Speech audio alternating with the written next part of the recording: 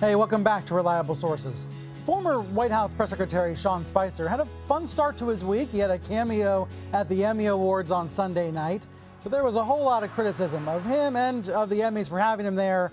Later in the week, he gave some interviews saying he regretted berating reporters over the inauguration crowd size, and he also said he's never intentionally lied to the American people.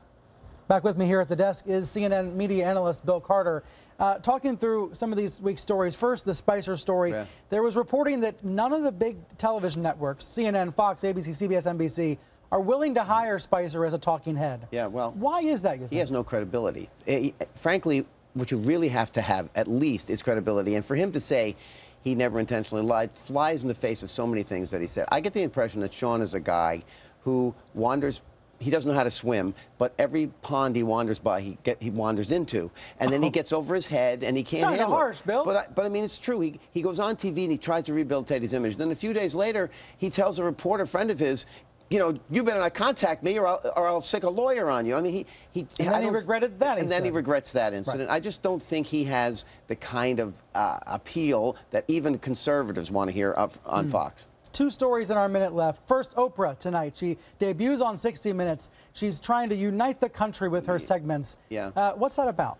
Well, I think Oprah, you know, she's a fantastic individual figure and has a great following, and it's a great forum for her. And she still wants to have a forum and to have a say with the, you know, in the public discourse, because she's not really, doesn't have the Daily Show that she used to have with that incredible audience. But 60 Minutes has an incredible audience. And you know, Oprah will try to unify and bring people up. The interesting thing, Brian, is that Megyn Kelly is starting too tomorrow morning on NBC. And what I think about Megyn is that her show sounds like she's trying to be Oprah.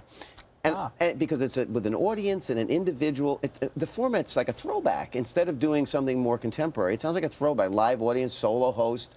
And in her ads, her promotion, she talks about unifying the nation. And I'm like, I can't believe people would look to Megyn Kelly for that. I just don't think that's... You're not very bullish about her new show. Well, I think she's very talented. I think she's super competent on the air. She's very glamorous and appealing, but I don't think that is morning television. She has to connect with women like she's their best friend. That's what happens in morning television. And maybe she can do it, but I think the format will make it harder for her. I think it'd be much easier if she had a co-host and someone she could play off. But the model she should have is Diane Sawyer. That's the kind of person who was glamorous and sort of seemed detached, but did work in the morning. Bill, great to see you. Thanks for coming by today. Okay. Before we go, 3 examples of journalism making a difference this week.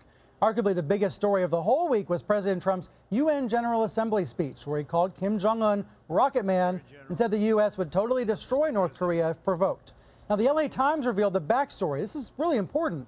Its sources say that some U.S. officials wanted Trump not to attack North Korea's leader personally, but Trump did it anyway. Next, a Politico investigation exposing HHS Secretary Tom Price's proclivity for flying on private jets using taxpayer funds. First, the site reported that he took 5 flights last week. Then the reporters kept digging and digging, and they found many more flights, at least 24 private flights since May. Now the department's inspector general is reviewing the matter, and Price says he'll stop flying private until the review is over. And finally, a case of reporters literally being fed a story. One reporter in particular, New York Times' Ken Vogel. He was at lunch with a source in D.C. when he spotted 2 of Trump's lawyers, Ty Cobb and John Dowd, at the next table over. Now, they were in public, sitting outdoors, so Vogel went ahead and listened in on the conversation. The 2 men were loudly discussing the legal team's problems. Now, what he used what he heard and did more reporting, but here's what stood out to me. At one point, Cobb said the White House counsel, Don McGahn, has a couple key documents locked in a safe. So that's the next challenge for reporters, finding out exactly what's in those documents.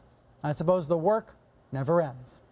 That's all the time for this televised edition of Reliable Sources. We'll see you online at reliablesources.com and right back here next week.